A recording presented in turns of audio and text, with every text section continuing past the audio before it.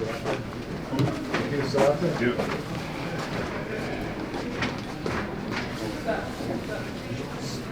how challenging have the last 48 hours been for you personally and just team-wise? What's going on with Draymond? I mean, it's been tough. Obviously, trying to get our head on straight on the situation we're in, that he's in. Trying to focus, as a team on basketball and coming out performing and trying to, obviously win and get ourselves out of this funk. Didn't go our way tonight again, but big picture is nobody letting go of the rope, nobody trying to have any type of panic. It's for Draymond to take care of himself. I know there's questions on what the suspension actually means time-wise and all that, and conversations we had yesterday were about him, personally, and making sure the focus is getting right, getting, on a path that's going to allow him to be who he needs to be as a person, as a man, father, husband, and a basketball player, in that order. And that's gonna, that journey is gonna be challenging, but we're all here to support him and try to hold it down while he's gone. So, it's a tough situation all the way around, but we are capable of getting through it, himself included. What was your role yesterday? It sounded like you were involved in the conversations, and what do you kind of view your role as in the next few weeks? Is it whatever this is? For what specifically? Draymond. Just to be support. Like, I don't necessarily know what, like the program or the requirements or the things that he needs to do. But I'm here as a friend and a support to kind of lean in on being there for him, whatever that means. Yesterday was a conversation for us as a team to understand, where we currently are, where we're trying to go, and holding each other accountable, holding Draymond accountable to, what's been going on and what needs to change for, us to be right as a team. Like I said, with him involved in that, but, every day is a new challenge, literally, and that's going to be something that we have to, be able to be support for him along the way. Steph, how would you characterize what your outlook is on him being able to be on the better side of it whenever he does return and avoid the kind of suspensions he's had recently? I'm super confident in his ability to do that, and the conversations yesterday were about acknowledging what's, like, he can't do what he's been doing. He knows that. We know that. Everybody knows that. What that means to change, I think that's the search for the answer, right? Like, that's the journey that we're on now. I think the tone has obviously changed from, any other suspension or times of past where, I think Coach said it before the game. We're here because we're playing basketball, and we're wearing a Golden State Warrior jersey, and we've been doing this for a long time, and championships are at stake in terms of us being a contender or a realistic contender, or even just being a good team, and he's a part of that. But you got to take a step back and, like I said, make sure everybody is right, mentally, physically, to be able to perform and take care of yourself.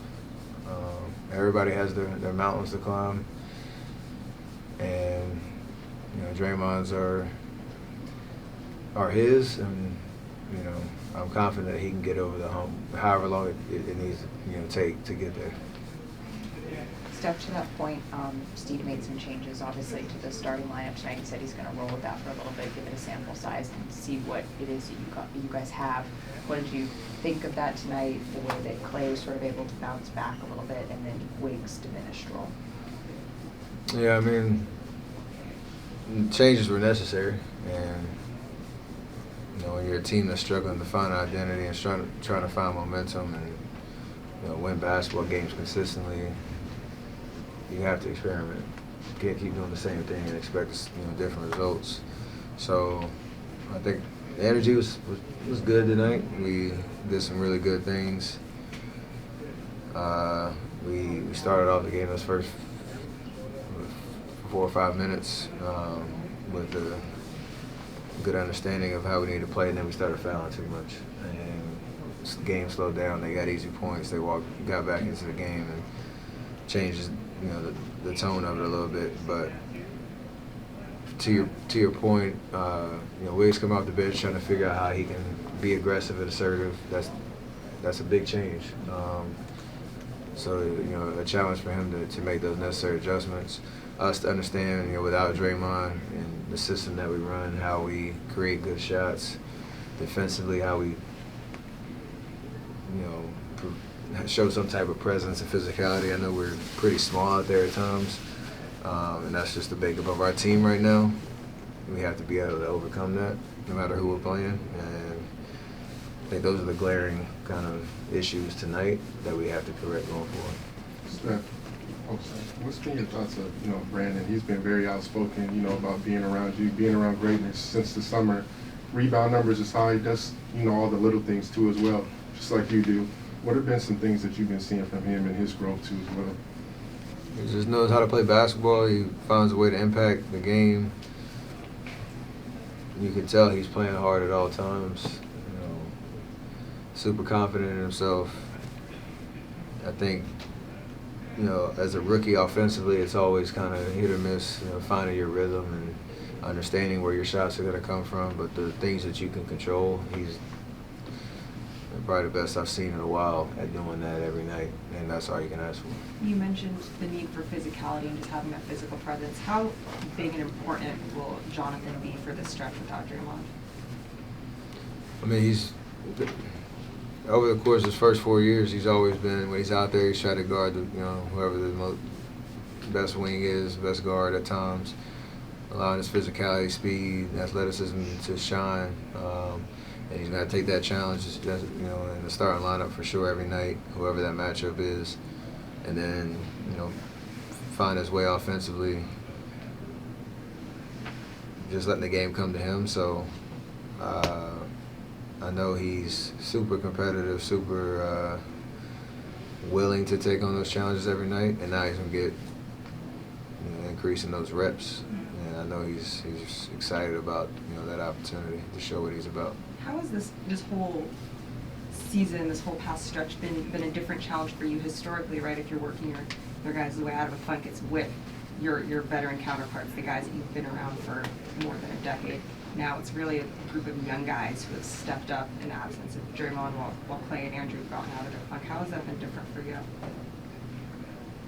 It's just a realization that, again, you've been around this league long enough. You try to hold on to the fabric of how we do things with the group that we've done it with for so long, and now you're in a position where that's threatened a little bit, and that's okay. Like, acknowledge it. We have a lot of talented guys who are trying to find their way and increase their roles, and I have a lot of confidence in what this group can do. And until otherwise, that's our challenge. But the deeper you get into this run, I think this year, these first 20 games have kind of signaled it might look a little different. Roll the rock out, let's go. You used the term earlier, realistic contender. What do you need to see over the next 20 games to kind of prove to yourself that you guys are a realistic contender? That's a good question. I don't know, man. You gotta probably ask me after every game now. 'Cause I think it's just literally taking one game at a time. As crazy as it sounds, and that's not something we're used to saying. But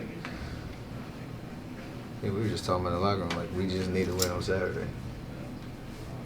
It's okay to kind of take small bites at this thing, because I think we're obviously a long way away from the tier that we want to be in. So let's just win Saturday. That last one, you've had quite a lot of time with James Harden over his career. You've eclipsed 25,000 career points today, 24th all-time to do so. Just brag about, what have you seen from as he's developed through his career? Ultimate respect. I mean, we're same draft class, and a lot of battles back and forth, and the fact that we're still doing it. And we don't spend much time together off the court, but there's always that smile when I see like a guy like that, because we know I know, and we both know how much it takes to perform at the level that we've been at for so long, and none of us want to see it kind of go away. And those milestones are, they're reminders of how dope it is to get to do what we get to do, and at the level that we've been doing it. So when I heard it actually during the game, I kind of took a second. It's like nice, cool to reflect on the journey, but still want to go out there and beat him. He still wants to beat me. And until it's all said and done, that's the competition. And just to follow up, just being on milestone, you were one away from 3,500 careers. I know you're focused on the season, but what does that mean? From what? 3,500 career threes. What does that mean to you? I mean, after 2974, every one is a new record, so it's kind of cool. Which was what? 2 years ago today. Was it? Yes, it was. At the Garden. Wow. There's a bar right there. Let's get ready for Hoopjab.